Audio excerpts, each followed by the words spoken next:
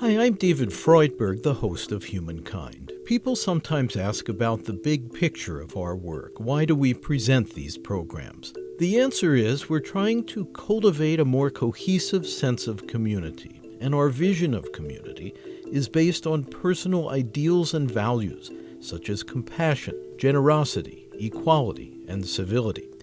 We aim to serve the large and growing audience of people who seek a positive alternative to media negativity and exploitation.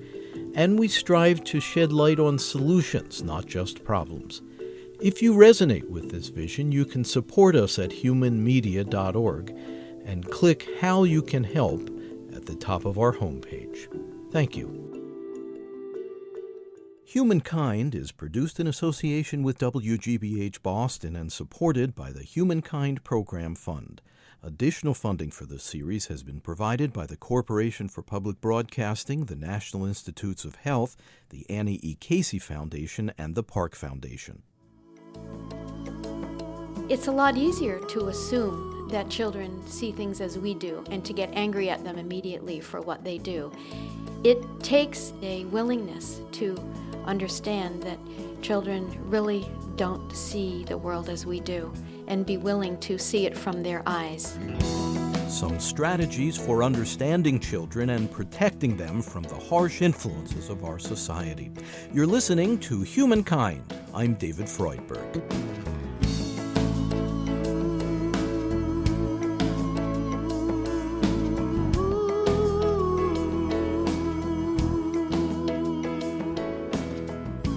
The obstacle course of growing up requires children to navigate their own development in the context of family relationships and influences of the broader society around them. Childhood is always a challenge, but especially so now, says Lesley University education professor Nancy Carlsson-Paige.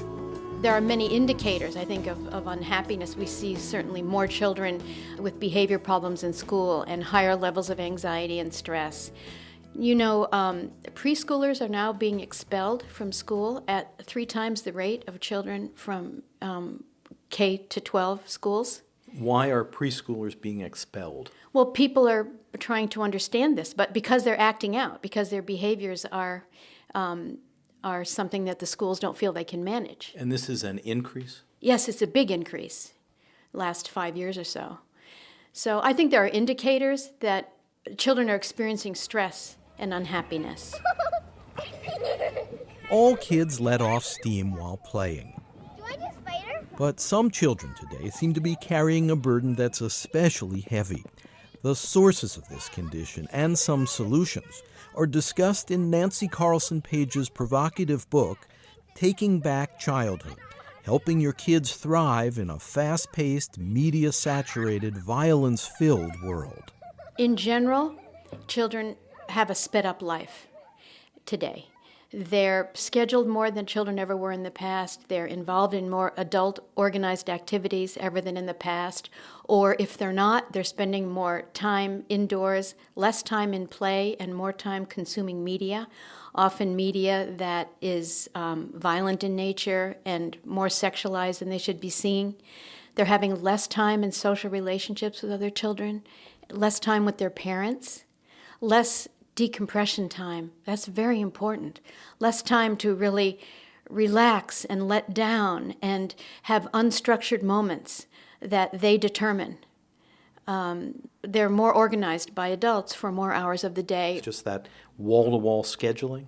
Yes, wall-to-wall scheduling is part of it, but we also have millions of children who are going home because their parents are working to an empty house, or maybe they're with a teenage sibling or an older child in the family, and they're watching inappropriate media. They're watching media, too many hours of it in the first place, but a lot of the content of the media is giving them messages that are too difficult to understand for their ages.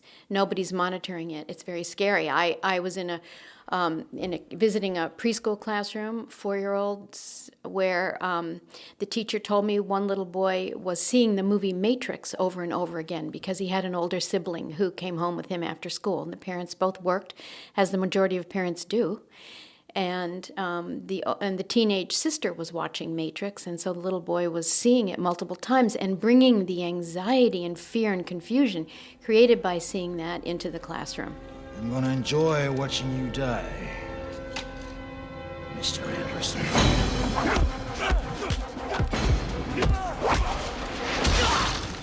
It's a very violent movie, which is R-rated. It's adult content. It's not content for children. And when children see adult content in the media, which they see way too much of, part of that problem is we don't have decent ratings to protect children or ways to inform parents. And we also have deliberate marketing to young children of older content-rated movies. Those are very unethical practices that go on in the society and confuse parents and ultimately hurt children. And so what are the consequences to the kids? They're exposed to images that are hyper-violent, hyper-sexualized. What effect does it have? In the book, I quote a lot of different studies, and some of the studies relating to this show us that, first of all, that parents don't often know that content children have seen worries them as much as it does.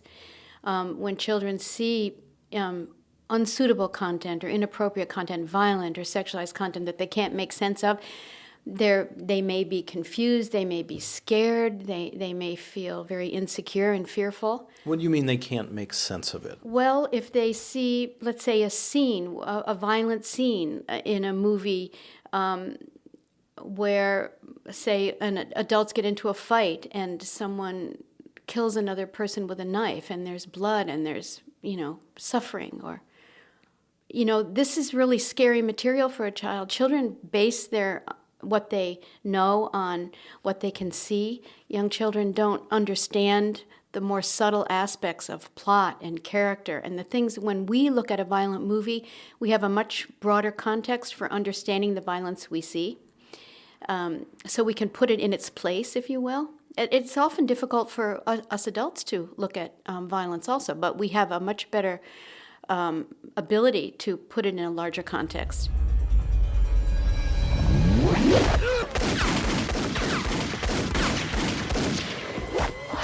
So what skills of filtering that out do children lack? Right. Well, actually, those are capacities of cognitive development. Children don't see the world the way adults do. They see it qualitatively differently and at different ages. And too often, I think, there's been a confusion of boundaries between who we are as adults and how we understand children. A confusion between adults and children, so that some of what's happening in children's lives happens because we as a collective society of adults don't protect children as a special, precious group of human beings who need to be looked after in unique ways based on who they are as a special group.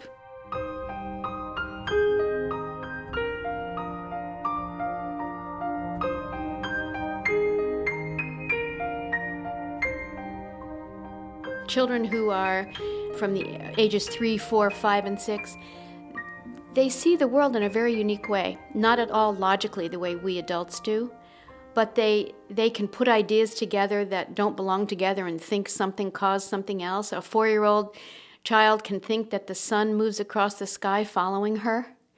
Or a child can think because he acted badly on the night his father left the house that he caused his parents to separate, that he was the cause of it. There's a kind of omnipotent thinking we see with children. There was a little boy who one of my graduate students told me was in her preschool, and a 4-year-old who she noticed when they had the snack of milk and crackers every day that he ate the crackers but he never drank the milk. And she went over to him one day in the spring and she said, "Nathan, I noticed that you never drink the milk." And he said, "Well, if I drink the milk, the fire alarm will go off." And she realized then that on the first day of school, there had been this unplanned fire drill the teachers hadn't known of and couldn't prepare the children. He was sipping his milk when that alarm went off. It scared all the kids. They had to go outside and didn't know what was going on. But he believed for that school year that he was the cause of the alarm going off. Yeah, that's a typical kind of thinking of young children. The capacity to understand which dots should be connected and which should not comes later in a child's cognitive growth. This explains why it's easy for some kids to get overwhelmed by the onslaught of violent scenes which they're exposed to through media. Nancy Carlsson-Paige. When children look at violent imagery, they tend to see it much more as individual slides on a screen rather than a coherent story and a whole, with an understanding of underlying motives and cause and effect, so that what the graphic images that they see impact them differently and much more profoundly than they impact us, so that they may be scared for weeks or months or even years, some studies show, of things that they've seen, images that they've seen that are violent or scary. The graphic nature of it is more impactful to them. It influences their perception in a different way and usually a greater way. And if there's anything that the technology of modern media does well, it's present images graphically. Yeah. Yes. And then on top of it, I'm saying that not only that is a problem, but that children have less opportunity today to process the scary things they've seen. They have fewer hours in play, and of course one very therapeutic aspect of play is that children do play out things that have scared them or worried them. They get to work through any kind of experiences that might have been scary. So play is a really valuable tool for children, but they have much less of it. But also play generates problem solving, creative thinking, and creativity. So all of these qualities are hurt by a diminishing play life for children.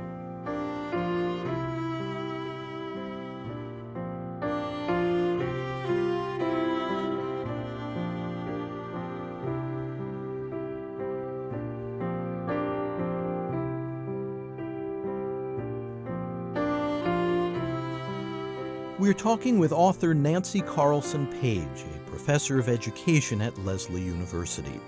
In addition to her scholarship, Nancy's had a personal opportunity to consider the impact of media.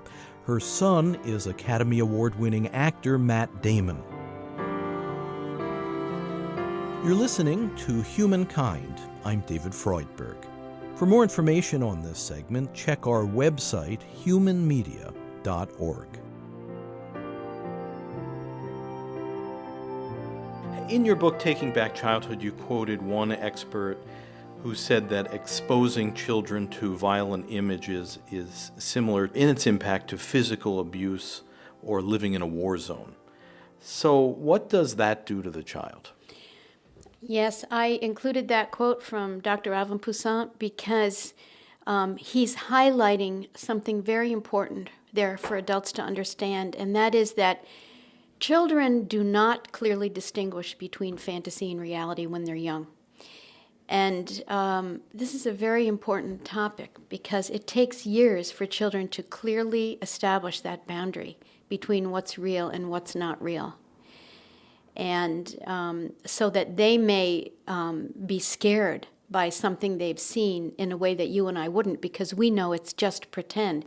I have many memories of my grandsons, Jackson and Miles, and how they confuse fantasy and reality in the early years, and my own sons and all the children I know. So for Miles, he had seen the, quote, bad guy of Spider-Man, unquote, on a TV show at someone's house, and that it scared him, and so he got up and punched the TV to make it go away. He said he was scared that the bad guy would come out of the TV. So that's an example of how children don't understand that that's a pretend character, how the character was created, how it was made into a broadcast and put on TV for children to see. No, for him, that's a real character who may come out of that box that's in someone's living room. There are many ways that children confuse fantasy and reality that make the impact of everything they experience potentially vivid and meaningful in ways that don't exist for us as adults. And in the process of human development, at what age do children start to put together the pieces and understand that image in that box called the television is not real? It happens gradually across the ages of 6, 7, and 8. This is connected to why the American Psychological Association has recommended that there be no advertising to children under the age of 8. It smells like peanut butter cookies. Tastes like them too, but it's a breakfast cereal. I'm coming for delicious new peanut butter. How concerned do you think parents are about the effect of this environment on their children? What do you hear about this from parents? What I hear from parents, and I interviewed many parents for the book, I heard across the board concern about these influences. I asked some parents in tremendous detail and others in less detail what they thought about these influences in society today, and I heard across the board concern that there is too much violence in media that their children are seeing. And by the way, this is supported by research too, that parents, a vast majority of parents, are concerned about violence in children's media or the violence that children see in the media, about sexualization in the media. They're concerned about commercialization and the influence of marketing on children. So how in this atmosphere can parents create the kind of childhood for their children in which kids would feel safe? Well, regarding play, which we've been talking about so far, we want to help parents help children create the most imaginative and child-centered play that they can. So learning more about what kinds of toys and props foster that can be very helpful to parents. Knowing how to make choices in toy stores, which mostly these days push kind of single-purpose, very highly defined toys, using much more generic toys, blocks and Play-Doh, and generic baby dolls instead of Bratz dolls and dolls that are linked with media or are very defined. These are also wonderful ways to encourage healthy play, as well as reading stories to children that touch their developmental needs in a deeper way, that help them play out the themes that are inside of them and that want to get expressed at their age, rather than a content that's more adult-oriented and tends to confuse children. But I would believe, as a child development person, that it would never be a positive thing to put a young child in front of a screen, because young children are developing from sensory motor experience in the first 2 years of life. The American Academy of Pediatrics recommends no screen time before the age of 2 because it could hamper brain development, and I agree with them, because the way children... So the TV is off? The TV is off, yeah. Brains are developing so rapidly in the first 2 years, and they're developing as a result of experience, first-hand experience, manipulating objects and moving in space.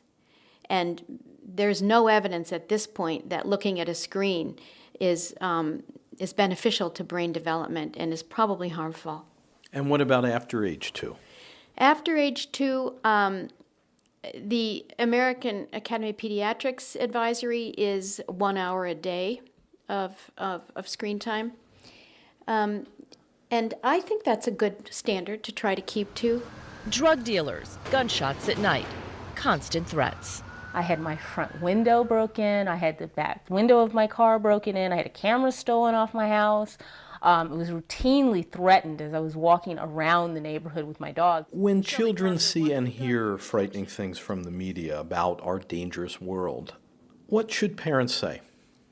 I think the best thing is not to say, but to practice active listening, which is something I'm recommending we adults do as much as possible, which is sitting with children and saying less and listening more.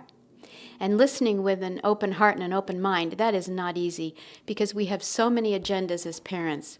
We have to get kids organized for school and figure out what they're wearing and where are their shoes. We have so many agendas on our mind. It's very difficult to pause and listen to children, and to listen without our minds cluttered with all the things we have to do and take care of. This is really compassionate, open-hearted, open-minded listening. And you can practice this with children for 30 seconds or for 1 minute. Just briefly, if you sit in their presence and feel the presence between you and within yourself, and let them talk to you, and listen as openly as you're capable of to what they have to say. That is the best way to help children begin to process their lives and their experiences, including everything they've experienced and scary things in the media or whatever.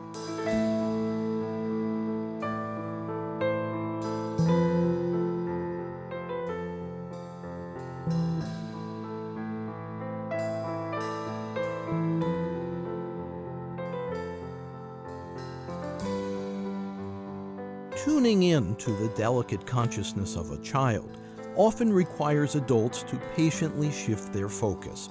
It can be hard as many parents struggle to keep up with the velocity of contemporary life.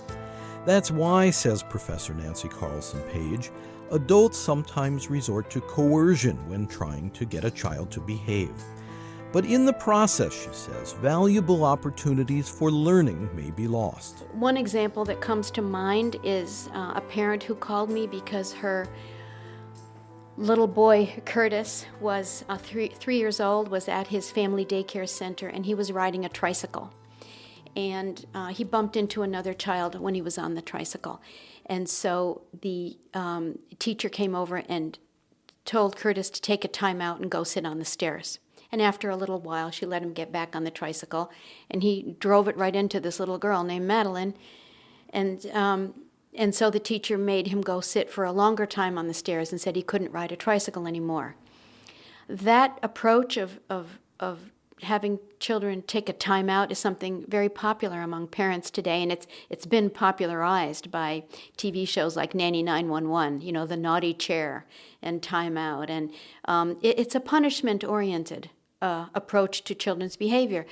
Rather than thinking about Curtis as a 3-year-old, and what does he know? Okay, Curtis really doesn't fully understand because children don't logically connect cause and effect when they're 3.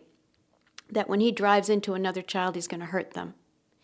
We can help him learn that much more effectively if we stop and take Curtis over to the child that he bumped into and help them talk to each other. So that you might say to Curtis, look at Madeline. You see how she got hurt. Madeline, is there something you want to tell Curtis about what that felt like when he drove into you? And then you might say, Curtis, is there something you want to say to Madeline? So that you're helping him actually build an understanding of his own behavior and its impact on somebody else by getting the kids to talk to each other and helping him see firsthand the effects of his actions. So that presumes the child is not bad but doesn't understand. They don't understand, as we do, that Madeline is going to get hurt when you drive your bike into her. That's exactly what children are building an understanding of at that age, and that's what they need our help to do. So we can help them by showing them in ways that make sense to them how their actions affect others. In little incremental ways, we can help them see how they influence each other in a family, how a sibling feels when you say an insult to the sibling by pointing out to a child, you see your brother's face? You know, he's sad. Why does he feel that way? And you help a child to understand, oh, it's because I called him a jerk. We don't want to assume that children know what we know. It's taken us many, many years as adults to build this understanding, and it builds incrementally over time through experience. So how can children be taught to be caring and more empathetic to fill in the gap that they may not fully understand yet? Well, the first way we help children be more caring is to open up the spaces where it's possible to help them be more caring. And we can do that in a lot of ways. One is by being present with them in times of tension and not reacting so quickly from our own reaction. Be present with them in times of tension and not reacting. Yeah. How does a parent do that? It's very challenging because it means suspending our own reaction for a moment and reflecting on how we use our power with children. I'm thinking of all of the moments I've had with my own grandchildren, many, many moments, and I don't perceive them as power struggles. I perceive them as those children trying to feel strong and secure in a threatening world and needing my help to do it. I think we can get on the side of children in many, many situations and help them. I'm thinking of an example with my grandson Jack when he was 3 and he cut his toe. He was over here at our house. And he came in and there was quite a bit of blood coming out of his big toe. And I went into the bathroom to get a washcloth and some bacterial ointment. And when I came into the living room and the blood is coming down and he saw me with these tools in my hand, he starts screaming, "No, no, no, don't touch it." He's screaming in fear. He's screaming in fear because the blood scared him. And me with these things in my hand, the big powerful adult, scared him. So I could have set it up as a power struggle or an adversarial relation where I might have said, "Jack, I have to put these on your toe." But that's not my goal, isn't to just get those things on Jack's toe. It's also to build our relationship, build trust between us, and also support his very, very early budding sense of empowerment and capability. So I said, "Jack, your toe is bleeding, and I have the cloth and ointment here. How are we going to get these on your toe? Because we have to clean your toe and put the ointment on. What are we going to do?" And he repeated, "No, no, don't touch it." And I said, "I won't touch it. But how are we going to get your toe cleaned off and the ointment put on? The ointment doesn't hurt," I pointed out. And he quietly took the cloth and took the ointment in his own hands, and he washed his toe and he put the ointment on. He figured out what to do in that situation, but I had de-escalated the conflict, if you will, by saying, "What are we going to do?" I'm making it a problem that we're looking at together. The bloody toe is the problem, Jack, not our relationship. But we have to do something about the bloody toe. What are we going to do? He became a master surgeon, I suppose, Yes, later did. in life. Yeah, well, we'll see. Lesley University education professor Nancy Carlsson-Paige is author of Taking Back Childhood. Ready, set, go!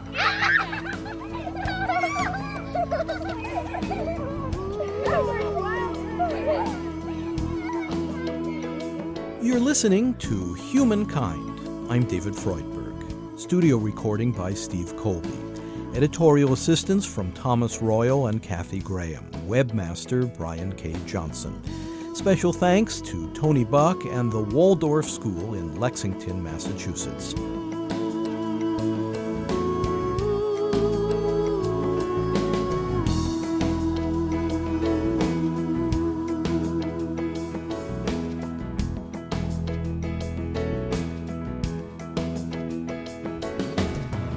Our program is presented by Human Media in association with the Network Incorporated. Program development and support provided by Shart Media. To purchase a CD copy of this program, please call 1-800-5LISTEN. That's 1-800-5LISTEN. Or visit our website, where you can also obtain an audio download of this and our other programs and can hear selected episodes free. You can access free written materials related to this program as well. Our web address is humanmedia.org. That's humanmedia.org. Again, if you'd like to purchase a CD copy of Humankind by phone, please call 1-800-5LISTEN, and our web address is humanmedia.org. This segment with Nancy Carlsson-Paige is Humankind Program number 125. The executive producer is David Freudberg. This is Humankind. To hear more episodes of Humankind, you can subscribe to our free podcast on iTunes, Stitcher, or your preferred podcast player. A new episode each week. The podcast title is Humankind on Public Radio. And if you enjoy this program, be sure to leave us a kind review at iTunes and Stitcher. If you want to support the program, please visit humanmedia.org. And at the top of the homepage, click on How You Can Help. Again, our web address is humanmedia.org. Thanks.